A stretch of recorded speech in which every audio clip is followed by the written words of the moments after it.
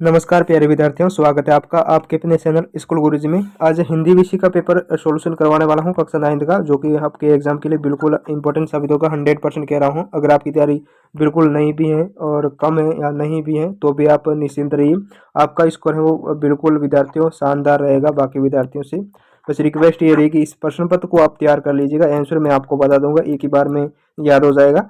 इस प्रश्न पत्र को पूरा तैयार कर ले, इंपॉर्टेंट होगा बिल्कुल। अभी से कह रहा हूँ आपके एग्जाम के लिए, क्योंकि हूबहू इसी में से पेपर में से आपको एग्जाम में देखने को मिलेंगे सारे के सारे। क्योंकि हर बार हर साल जो भी क्वेश्चन पेपर मैं सॉल्यूशन करवाता हूँ विद्यार्थियों, उन्हीं में से आप बिल्कुल हूबहू सकते हैं। चैनल को जरूर सब्सक्राइब कीजिएगा। अगर चैनल पर नए हो तो चैनल को आप जरूर सब्सक्राइब कीजिएगा और वीडियो को लाइक और अपने दोस्तों के साथ शेयर जरूर करें। ओके, शुरू करते हैं बिना टाइम वेस्ट किए। इस तरीके से आपका पेपर होने वाला है हिंदी विषय का, और जो सामान्य जो निर्देश दे रखे हैं उसको आप पढ़ लेना।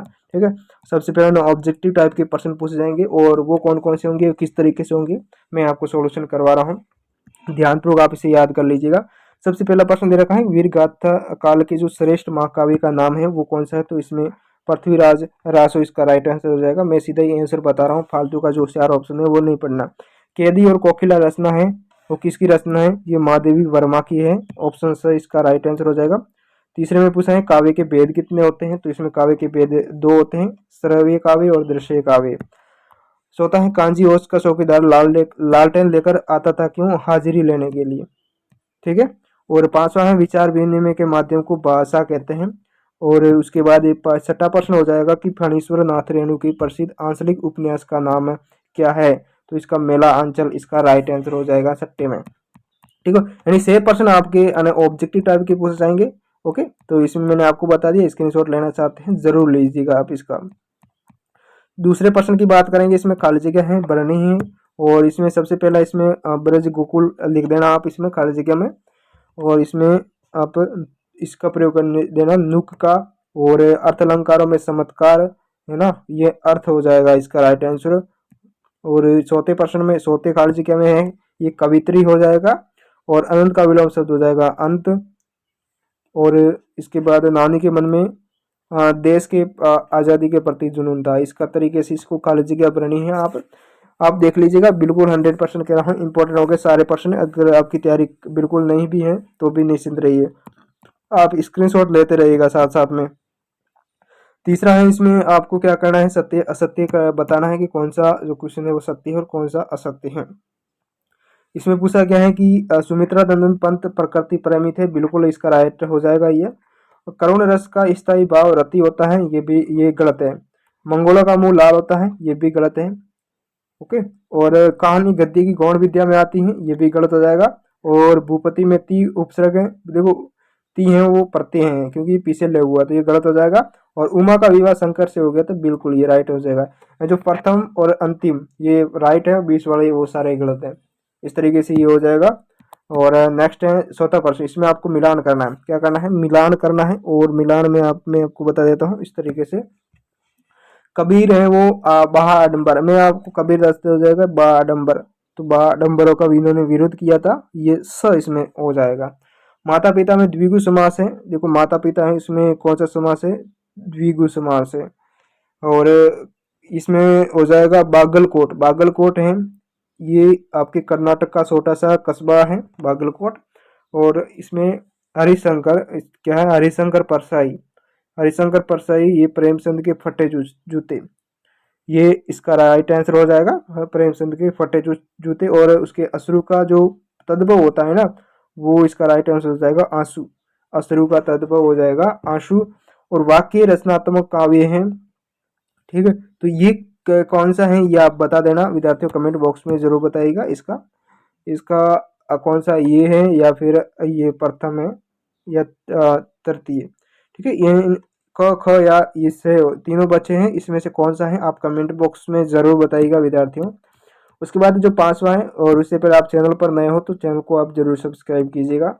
बाकी जो सब्जेक्ट के पेपर हैं वो भी आप देख लेना, ऑलरेडी मैंने अपलोड कर रखे हैं, आप सारे पेपर देखिएगा इस वीडियो को देखने के बाद। इसमें प्रश्न पूछा गया है कि और इसकी पीडीएफ भी आप डाउनलोड कर सकते हैं विद्यार्थियों। इसकी पीडीएफ है, आप हमारे वेबसाइट से डाउनलोड कर सकते हैं, जिसका लिंक इस वीडियो के डिस्क्रिप्शन में दे रखा है। वहाँ से आप वेबसाइट पर लिंक करो, डिस्क्रिप्शन में लिंक दे रखा है ना विद्यार्थियों, वहाँ पर क्लिक करोगे तो वेबसाइट में सारे PDF मिल जाएगी, बाकी सब्जेक्ट की और इस सब्जेक्ट की सभी की, तो वहाँ से आप डाउनलोड कर लेना। इसमें आप पूछा है एक वाक्य में उत्तर लिखना है। इसमें पूछा है गांव में शहरी मेहमान की तरह सज धज कर कौन आया है? बादल। उपमा अलंकार में कितने अंग होते हैं? दो 4 होते हैं। उपमेय अलंकार, उपमान अलंकार, उपमा अलंकार और वाचक अलंकार। सालिम अली अन्य किस सॉरी इसमें पूछा है उपमा अलंकार के कितने अंग होते हैं? ठीक है, तो उपमेय, उपमान, उपमा और वाचक, इस तरीके से 4 अंग होते हैं। सालिम अली अन्य किस नाम से जाने जाते हैं? तो पक्षीमैन के नाम से जाने जाते हैं। और शब्द के अंत में जुड़कर उसका अर्थ परिवर्तन करने वाले शब्द क्या कहलाते हैं? प्रत्यय कहलाते हैं। लेखिका मृदुला गर्ग की परदादी ने मंदिर में जाकर क्या मन्नत मांगी थी? बेटा होने की। रीढ़ की हड्डी की एकांक किस समस्या पर आधारित है? ये दहेज प्रथा पर आधारित है। ये दहेज प्रथा पर आधारित है। ये हो गया 5वां प्रश्न। और 6ठे प्रश्न में अब मैं आपको बता देता हूँ आपको क्या करना है, स्क्रीनशॉट लेना है और बाद में आपको इसको तैयार करना है। अपनी किताब पासबुक की सहायता ले सकते हैं, बड़े बड़े प्रश्न मैं आप नहीं बता पाऊंगा। तो सायावाद की कोई 2 प्रमुख विशेषता आप लिखिएगा। नई कविता के कोई 2 इसके ये अथवा में दे रखा है, दोनों में से कोई एक करना है। ठीक है, और ये 17वां में पूछा है, ये 17वां। ठीक है, अब मैं बोलने से क्या होगा, आप स्क्रीनशॉट लेते रहिएगा साथ साथ में। 8वां 9वां ये अथवा में है ना, इसमें दोनों में से कोई एक करना है। बिल्कुल विद्यार्थियों हूबहू देखने को मिलेगा ये सारा पेपर। अभी से कह रहा हूँ नोट कर लेना और प्रश्न तैयार कर लीजिएगा, क्योंकि जो प्रश्न पिछली बार मैंने सॉल्यूशन करवाए थे उन्हीं में से प्रश्न पूछे गए थे एग्जाम में। ये बिल्कुल 90% से ज़्यादा प्रश्न पूछे गए थे, तो अच्छा स्कोर हुआ था। जिसकी तैयारी भी नहीं थी, बिल्कुल पढ़े भी नहीं थे, उनकी भी अच्छा स्कोर हुआ था। तो यहाँ देखिए 14वां 15वां और 16वां। ओके, 14वां 15वां और 16वां इस तरीके से आप इसका स्क्रीनशॉट लीजिएगा। और 17वां 18वां 19 इसमें ये 17वां 18 में आपको इसकी सप्रसंग व्याख्या करनी है। क्या करना है? व्याख्या करनी है। इसमें ये अथवा में है, दोनों में से किसी एक की।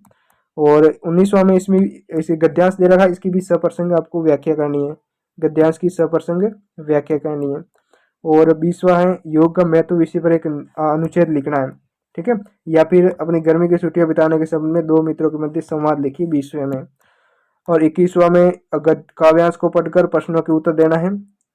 और ये काव्यांश हो गया, ये गद्यांश, दोनों में से किसी एक को पढ़कर प्रश्नों के उत्तर दीजिए, या फिर ये पढ़कर देना है या फिर ये, दोनों में से कोई एक पर। और 22वां 23वां सबसे इम्पोर्टेंट है। इसमें आपको एक प्रार्थना पत्र लिखना है अपने प्राचार्य को, आवेदन पत्र शुल्क मुक्ति हेतु, या फिर ये आप अथवा में दे रखा है। और 23वें में आप किसी एक विषय पर आपको निबंध लिखना है। ठीक है, जल संरक्षण, पर्यावरण प्रदूषण, जीवन में खेलों का महत्व, मेरी प्रिय पुस्तक, या फिर आदर्श विद्यार्थी के गुण। इस तरीके से आपको एक निबंध तैयार कर लीजिएगा। ये पूरा हिंदी विषय का पेपर हो गया, बाकी के मैं अपलोड कर रखे। उम्मीद करता हूँ वीडियो को आपने लास्ट तक देखा हो। चैनल पर नए हैं तो जरूर सब्सक्राइब कीजिएगा और वीडियो को लाइक और शेयर जरूर करें विद्यार्थी अपने दोस्तों के साथ। और कमेंट बॉक्स में अपना कमेंट जरूर बताइएगा। मिलते हैं नेक्स्ट वीडियो में, तब तक बने रहिए हमारे चैनल पर। जय हिंद।